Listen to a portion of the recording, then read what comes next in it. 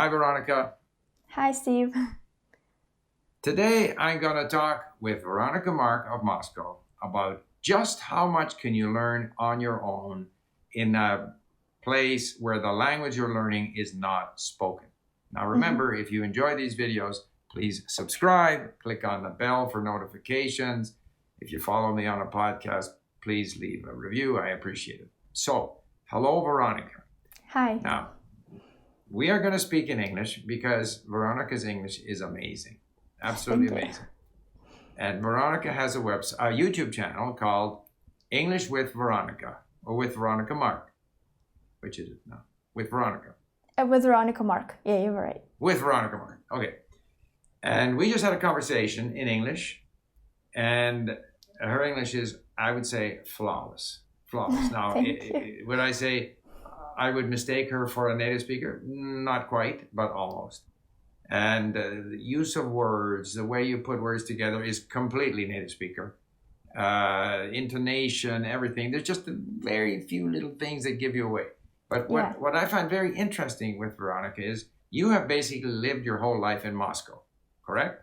Yeah, in Russia. Yeah, I'm not from Moscow, so I lived in a different city until I was 17, and then I moved to Moscow. Yeah. Okay. So we often hear people say, to learn the language really well, you have to move to the country where the language is spoken and so forth and so on. And you are living proof that that's not necessary. So how did you go about achieving such a high level of English without really leaving Russia? Yeah. So thank you for your question.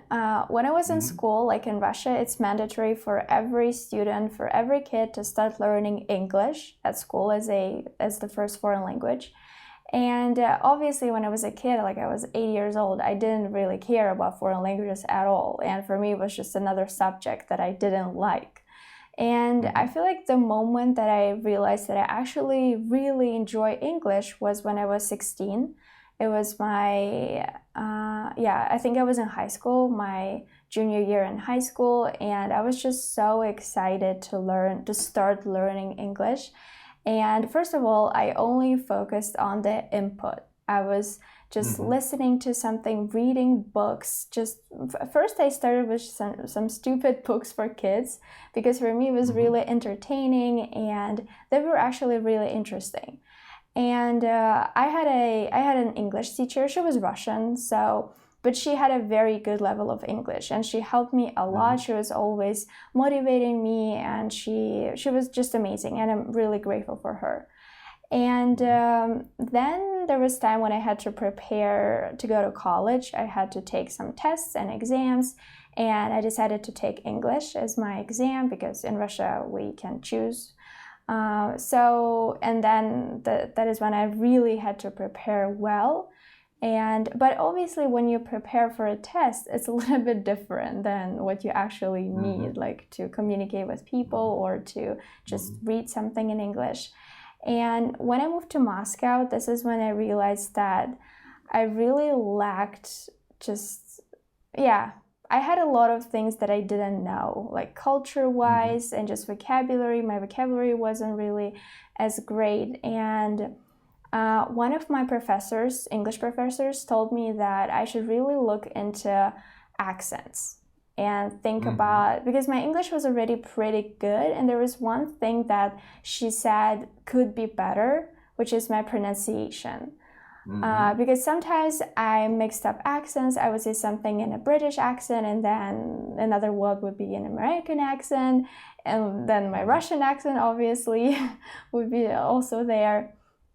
And this is when I was like, okay, now I need to really think about improving my accent, and I try to focus more on the American accent.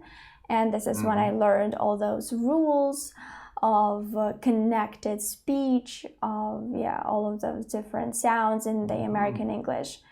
And obviously, still every single day, I focus on the input because I just read a lot in English. I love reading in any language, really. So for me, it was just natural to start reading in English. And I really love listening to podcasts. So I should point out too that, so you speak English, you speak Chinese. What other languages do you speak? French at a beginner level. Yeah. At a beginner level. Yeah. And your Chinese is, how would you classify it? Intermediate sometimes when I practice more, upper intermediate. Yeah. Okay. And so basically when you were very young, you weren't that interested. And then at the age of 16, you became very interested. Yeah, very interested. And it's interesting. A lot of parents, they want their kids to learn languages, English in many cases. And so they want to expose their kids to as much English as possible when they're 3 years old or something. They really push this early immersion. And my experience has been that if the kid is interested, that's fine. But if the kid isn't interested, it's don't push. Yeah. Because it's never too late. If somebody gets motivated at age 16, they will go and learn. Yeah. And at the other end of the spectrum, you have countries like Sweden where all of the television programs are in English. I shouldn't say they're all in English, but they're in the original version. So if it's an American television program or a British television program, all the kids are going to watch that in the original version. So Swedish kids, without even trying, they show up at school, they already have a fairly decent level in English just through all of that input. But you would not have had that because in Russia, you would not have heard so much English on television. Right? No, definitely not. No, so you would have to make a special effort to get that input through whatever you can find on the internet and so forth. Yeah. So the podcast that you listen to, is that mostly for pronunciation? Is it for vocabulary? How much opportunity did you have to use the language? I think right now, and when I was like 16 or I don't know, 18, I primarily focused more, when I was like 16, 18, I focused more on the podcasts that actually taught English. They were, the hosts were native speakers of, for example, like American English, and they would explain some expressions in English. They would talk about the culture, and it was really interesting to me. But right now, I never listen to these podcasts anymore. I just listen to podcasts for native speakers. News, I love listening to the news sometimes. And just some interesting podcasts about anything, really. Anything I'm interested in. Is it easier to find, I presume it's easier to find the content of interest in English than in Chinese, for example?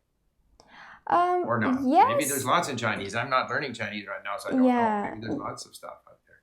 It's easier, I would say. It's easier and faster to find some new content in English than in Chinese. But if you know where to look, then it's no problem finding anything in Chinese. So if a person wants to achieve a high level in the language without having the opportunity to travel to where the language is spoken, even though that might be a long-term goal to go to the country where the language is spoken, that there is a lot that they can do on their own, and that it's possible to achieve a very high level.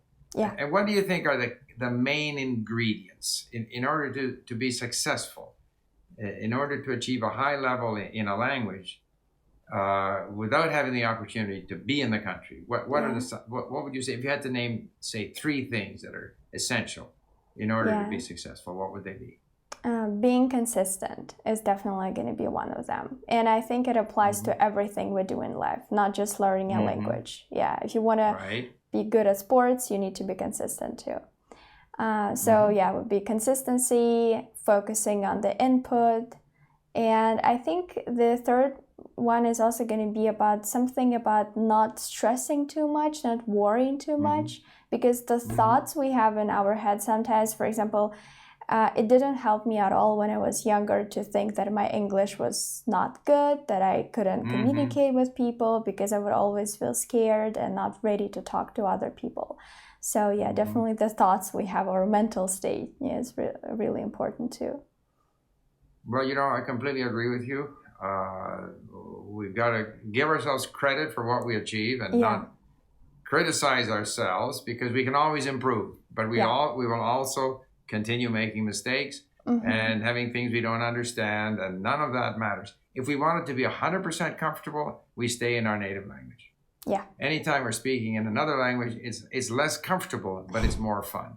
Yeah. And I think you're proof that great things can be achieved even if you're not surrounded by the language. So thank you. I hope that your example can encourage people. And if we have, as I do have viewers who are not native speakers of English, They may want to check out your YouTube channel, Yeah. English with Veronika Mark, and I'm sure they'll find many useful tips as well as lots of encouragement. So thank you very much, Yeah, and thank good you. luck in your Yeah. language learning journeys. Thank you so much. Okay, thank you. Bye-bye. Bye.